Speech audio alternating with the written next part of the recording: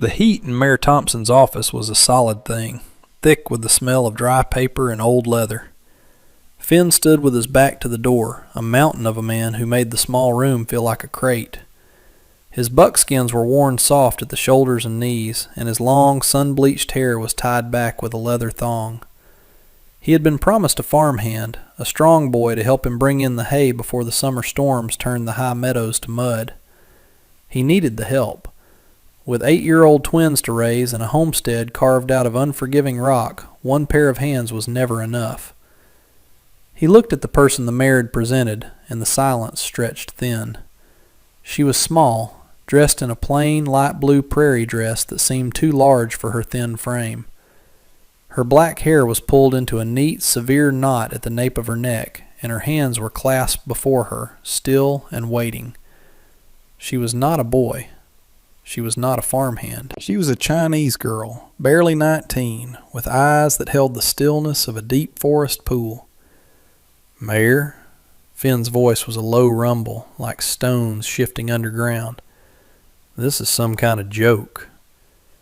Mayor Thompson, a man whose face was a road map of compromises, sighed and wiped his brow. "No joke, Finn. Her name is An Lin. She's all I could get. The railroad contract fell through. This is what they left behind." He did not say she was sold or bartered, but the word hung in the air between them. An Lin did not look at either man. Her gaze was fixed on a crack in the floorboards, her posture one of absolute control. Finn saw the calluses on her fingers, the faint scar that traced her jawline. This was not the soft creature she appeared to be. Still, a girl this slight would be broken by the work on his mountain. He turned to leave. "I can't take her." "You have to," the mayor said, his voice dropping. "There are men looking for her. She isn't safe here in town. Up there with you, she's just another shadow on the mountain. Please, Finn, it's the only way." Finn stopped, his hand on the door latch. He felt the weight of the mayor's plea, the desperation behind it. He looked back at An Lin, at the rigid line of her spine. She was not a shadow. She was a target, and the mayor was making her his. The ride up the mountain was a study in silence. An Lin sat perched on the wagon seat beside him, her small bundle of possessions at her feet. She did not flinch at the lurching of the wheels over rock, nor did she speak. She simply watched the pines grow thicker, the air grow thinner. Finn felt her presence like a hum beneath the noise of the crickets and the wind. He was a man accustomed to solitude, a quiet broken only by the laughter and squabbles of his daughters, Clara and Willa. This new silence was different. It was watchful. When they finally broke through the tree line into the high meadow where his cabin stood, the last of the sun's orange light was catching on the hand-hewn logs. The house was solid, built to withstand winter gales, with a stone chimney breathing a thin plume of smoke. Two identical figures with braided hair burst from the door, their faces a mixture of excitement and suspicion. "Papa!" they yelled in unison. They stopped short when they saw An Lin, their twin expressions clouding over. Finn swung down from the wagon, his large frame moving with a practiced ease. "Girls, this is An Lin. She'll be staying with us for a while." Clara, the bolder of the two, narrowed her eyes. "Why?" Willa hid behind her sister, peering out. An Lin slid from the wagon seat before Finn could offer a hand. She landed as softly as a cat, her eyes taking in the cabin, the half-finished fence, the waiting woodpile. She looked at the girls, her expression unreadable, and gave a short, formal bow. The twins stared, speechless. Finn cleared his throat. "Unload the supplies. An Lin, you can take the cot by the hearth." He expected protest, or at least hesitation. Instead, she picked up her bundle and walked past him into the cabin without a word. He watched her go, a strange disquiet settling in his gut. She moved as if she already knew the layout of the place, her steps measured and sure. He had brought a stranger into his home, a woman with a past that had men hunting her, and he didn't even know if she could cook. That night he found her stitching one of Willa's torn dresses by firelight, her needle moving with a swift, economical grace that was mesmerizing. The first week passed in a rhythm of uneasy cooperation. An Lin rose before the sun, her quiet movements a stark contrast to the boisterous energy of the twins. She did not need to be told what to do. She fed the chickens, weeded the stubborn garden patch, and mended clothes with a skill that shamed Finn's own clumsy efforts. She was an island of fierce, silent competence. The girls watched her with a mixture of awe and resentment. She never tried to mother them, never offered easy smiles or placating words. When Clara fell and scraped her knee, An Lin simply cleaned the wound with boiled water and a clean rag, her touch firm and impersonal. Yet, Finn noticed, the bandage was perfectly tied. He found himself watching her too. He'd watch her hands as she kneaded dough for bread, strong and sure.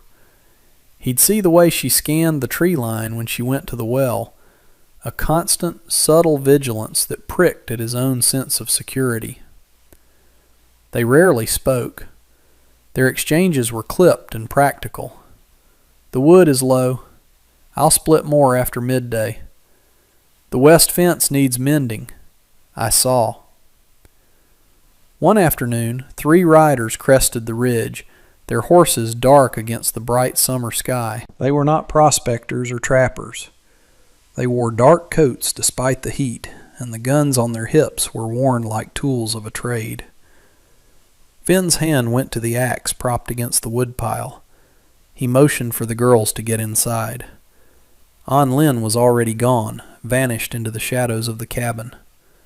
The lead rider, a man with a scarred face and cold, flat eyes, reined in his horse a few feet away. "We're looking for property of the Black Creek Company," the man said, his voice oily. "Lost a package on the rail line. Heard it might have ended up in these parts." Finn kept his grip loose on the axe handle. "Haven't seen any packages, just rock and pine up here." The man's eyes swept over the homestead, lingering on the cabin door. "It's not a thing, it's a person. A little Chinese girl. You seen one of those?" "Town's down the mountain," Finn said, his voice flat. The man smiled, a humorless twitch of his lips. "We'll be back. Company always collects what's owed." They wheeled their horses and trotted away, leaving a trail of dust and menace. When Finn went back inside, he found An Lin standing by the hearth, her back to him, holding a long iron poker. It was the first time he had seen her hands tremble. That night, the mountain felt different. The familiar sounds of the wilderness were edged with threat. Finn sat on the porch, his rifle across his lap, watching the moon rise over the jagged peaks. He had lied for her. He had placed himself and his daughters between her and the men from the Black Creek Company. He wasn't entirely sure why. Maybe it was the quiet way she had calmed the girls after the riders left, handing them each a warm biscuit without a word, a small gesture of comfort in the face of fear. Maybe it was the sight of her hands, steady once more as she sharpened the kitchen knives on a whetstone, her movements precise and deadly. He went inside long after the girls were asleep. An Lin was not on her cot. He found her by the cabin's single rear window, a small opening that looked out into the dense forest. She stood perfectly still, a silhouette against the pale moonlight. "They will come back," she said. It was not a question. Her voice was low, almost a whisper, but it carried the weight of certainty. "I know," he answered, stopping a few feet behind her. "You should have told me." She turned then, and for the first time he saw the mask of calm control slip. In her eyes was a deep, profound exhaustion, the look of someone who had been running for a very long time. "To tell you was to make you a part of it. The mayor, he gave me no choice." "He gave me no choice either," Finn countered, his voice rougher than he intended. A tense silence fell between them. The air was thick with unspoken things, her secrets, his resentment, their shared danger. The attack came without warning. A whistle cut through the night, sharp and sudden, followed by the shattering of the front window. Glass sprayed across the floorboards. Finn reacted instantly, shoving An Lin away from the rear window and pulling his rifle up. "Get the girls! Under the bed!" he roared. But An Lin was already moving, not towards a children's room, but towards the hearth. She grabbed the heavy iron poker, its tip still glowing faintly from the embers. Another shot splintered the door frame. A man's shadow fell across the broken window, trying to climb through. Before Finn could aim, An Lin lunged. She didn't scream or hesitate. She moved with a fluid, brutal economy, driving the poker into the man's shoulder. He howled in pain and fell back outside. The motion was not that of a frightened girl. It was the practiced strike of a fighter. The night exploded into a maelstrom of noise and violence. Muffled shouts from outside, the crack of rifles, the splintering of wood. Finn fired through the broken window, the recoil a familiar punch against his shoulder. He saw two figures melt back into the trees. They weren't trying to storm the house anymore. They were trying to pin him down. "They're trying to flank us," he said, his voice tight as he reloaded. An Lin was no longer by the hearth. She was pressed against the wall beside the door, a long butcher knife in her hand, her breathing steady and even.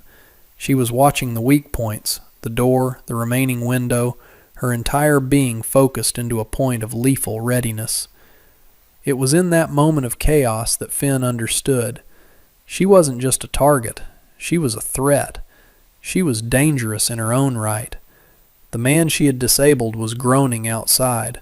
One of his companions yelled his name. Then another voice, colder and more authoritative, cut through the darkness. "She's in there! The one with the ledgers! Burn them out!" Ledgers. The word hit Finn like a physical blow. This wasn't about a runaway servant or a stolen trinket. This was organized. Corporate. An Lin flinched, a barely perceptible tightening of her jaw.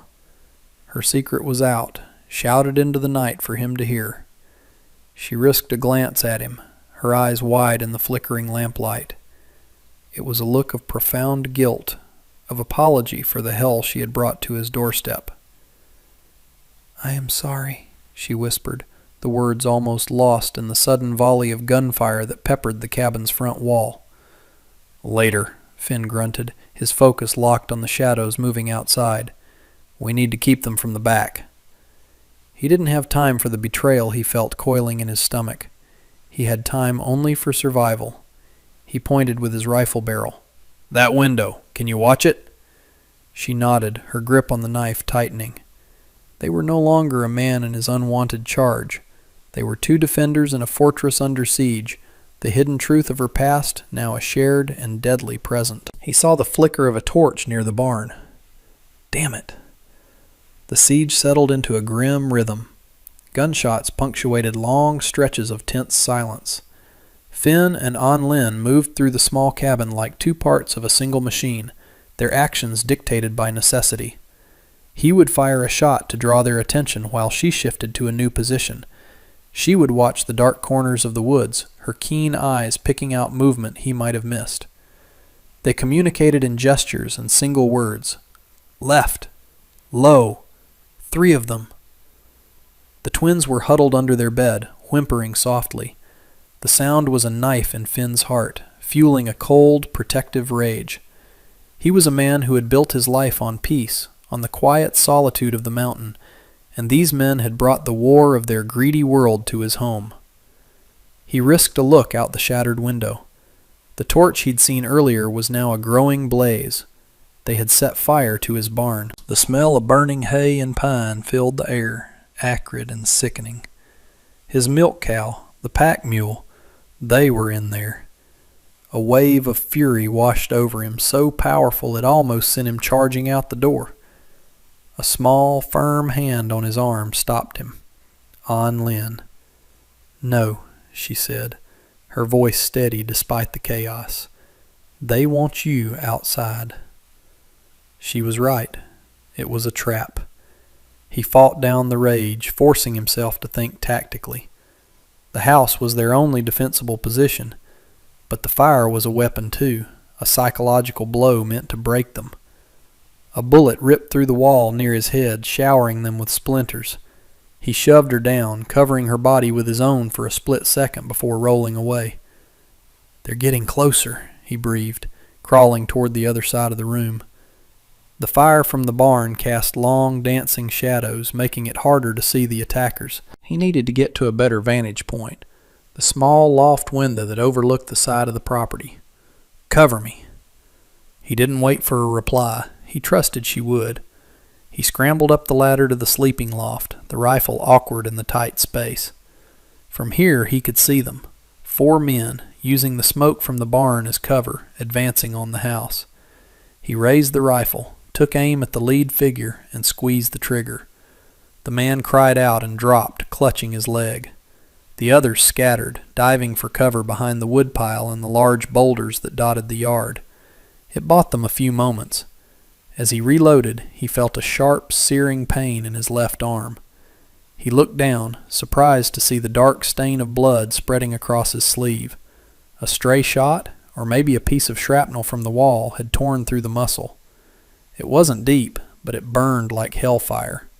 He gritted his teeth and finished reloading. Below, he heard a small gasp. An Lin had seen him get hit.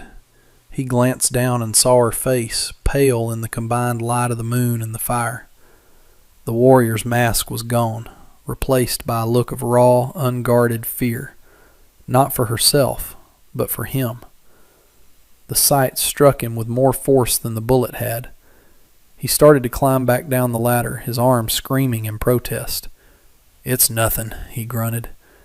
But she was already moving toward him, ripping a long strip of cloth from the hem of her light blue dress. The simple domestic act was so at odds with the violence surrounding them that it felt surreal. She reached him as his feet touched the floor, her small hands immediately going to his arm, her touch surprisingly gentle as she began to wrap the makeshift bandage. "Hold still," she commanded, her voice barely a whisper.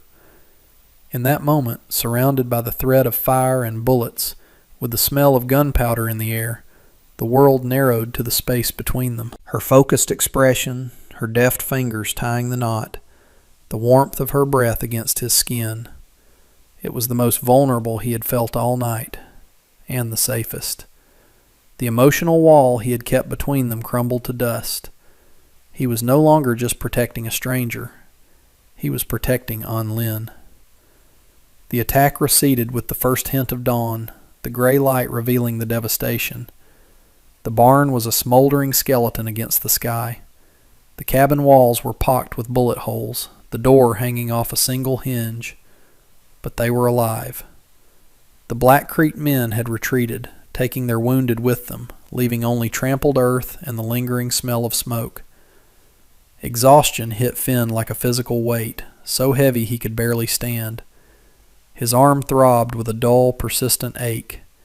He sank onto a stool, the rifle clattering to the floor beside him. The girls, finally coaxed from under the bed, were clinging to each other on their cot, their faces tear-streaked and pale. An Lin moved through the wreckage with a quiet purpose.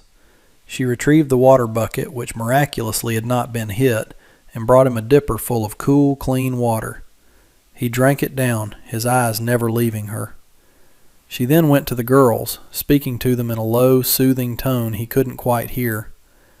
He watched as Willa, who had barely looked at An Lin for a week, allowed the woman to smooth back her hair. An Lin returned to him with a clean rag and a small tin of salve. She untied the blood-soaked strip of her dress and began to clean his wound properly. Her touch was methodical, efficient, but it was no longer impersonal. There was a current of care in her movements that went beyond mere necessity. "The ledgers," he said, his voice raspy. "What's in 'em?" She didn't stop her work, her eyes focused on his arm. "Everything," she said softly. "Names, shipments, payments to lawmen, to judges. Proof that the Black Creek Company built their fortune on stolen land and broken lives. My father was their bookkeeper. When he tried to expose them, they killed him. I was the only one who knew where he hid the second copy." He watched her face, seeing the grief she held so tightly beneath the surface. He finally understood the depth of her courage, the weight of the burden she carried. She wasn't just running for her life. She was trying to carry her father's legacy to a place where it might matter. She finished tying the new bandage. Her hands lingered on his arm for a moment longer than necessary. "They will be back," he stated, "with more men." "I know," she replied, finally meeting his gaze. Her eyes were dark with a sorrow that he now shared. "I should leave. Take this fight away from you and your children." "No," he said, the word coming out with a force that surprised them both. "They started this fight. We're going to finish it. Here." They spent the day turning the cabin into a true fortress. The sun beat down on the ravaged homestead, illuminating the cost of their survival. Finn, his arms stiff and aching, worked with a grim determination. He and An Lin dragged the heavy oak table to barricade the broken door. They boarded up the shattered window, leaving only small slits to see and shoot through. Their movements were synchronized, their purpose singular. The silence between them had transformed again. It was no longer the silence of suspicion or of shared trauma, but of deep, unspoken understanding. He would hand her a hammer, and her hand would brush his. She would pass him a strip of leather to bind a loose board, and their eyes would meet for a fraction of a second. In those fleeting moments, a new language was being formed, one built of shared risk and mutual respect. The girls, subdued and quiet, helped in their own small ways, gathering nails and holding boards steady. They no longer looked at An Lin as an intruder. They looked at her as a protector, a vital part of their small, besieged family. Late in the afternoon, Finn found her standing by the edge of the woods, looking down the mountain pass. Her shoulders were slumped, the first sign of weariness he had seen in her. "They think you are weak because you are a woman," he said, coming to stand beside her. "They think I am simple because I live on a mountain." She turned her head slightly, a faint, sad smile touching her lips. "They are wrong about both of us." "Yes," he agreed. He hesitated, searching for the right words, but practicalities came more easily. "We need to conserve water. And ammunition." "I counted the cartridges," she said. "We have enough, if we make every shot count." Her pragmatism was a comfort. It grounded him, kept the fear at bay. As dusk began to settle, painting the sky in shades of bruised purple and orange, he saw her gaze drift to the twins, who were sitting on the porch steps, sharing a piece of dried apple. A look of profound longing crossed her face. "I did not mean to bring this to them," she whispered, her voice thick with emotion. He reached out, not thinking, and laid his large, calloused hand over hers where it rested on the fence rail. Her skin was cool. She did not pull away. "You're not a stranger," he said, the words feeling inadequate but true. "Not anymore." The final assault began just after midnight. This time there was no subtlety. A wave of men, at least 6 of them, charged from the tree line, firing as they came.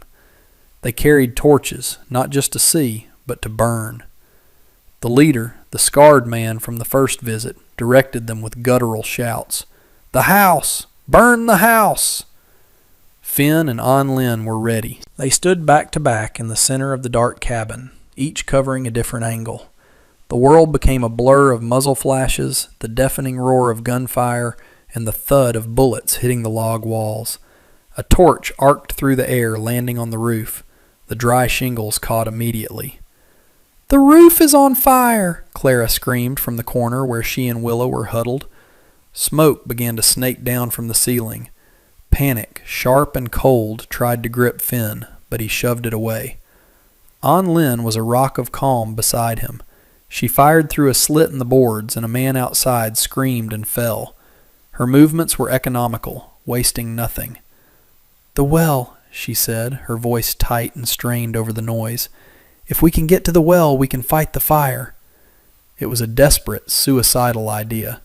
The well was in the middle of the yard, completely exposed. But she was right. If the house burned, they would be forced out into the open, or they would be slaughtered.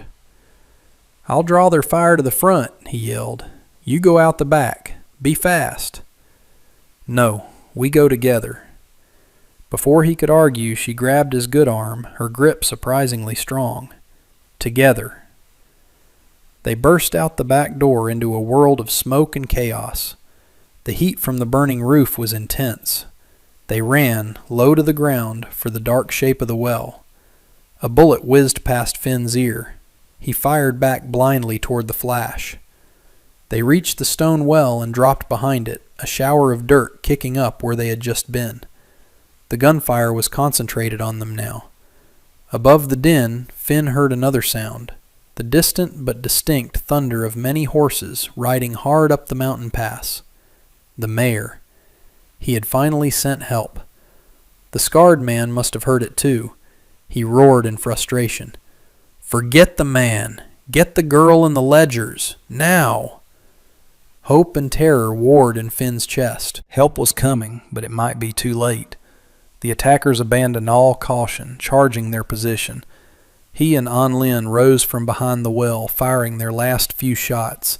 It was then, in the smoky, fiery light, that he saw her standing beside him, her face grim, her small frame unyielding. She was magnificent, and he knew, with a certainty that cut through all the chaos, that he would not let them take her.